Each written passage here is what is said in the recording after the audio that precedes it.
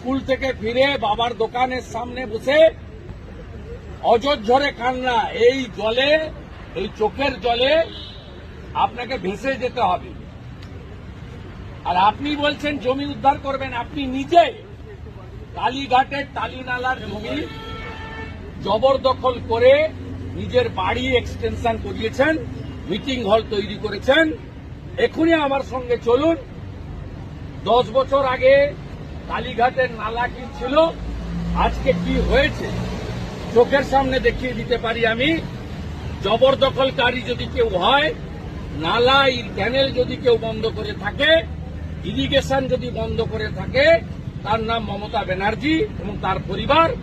আপনাকে দেখে সুজিত বোস ওখানে লেক টাউনে দত্তাবাদে নিকাশি বুঝিয়ে প্লট করে কোটি কোটি টাকায় জমিগুলো বেচেছে।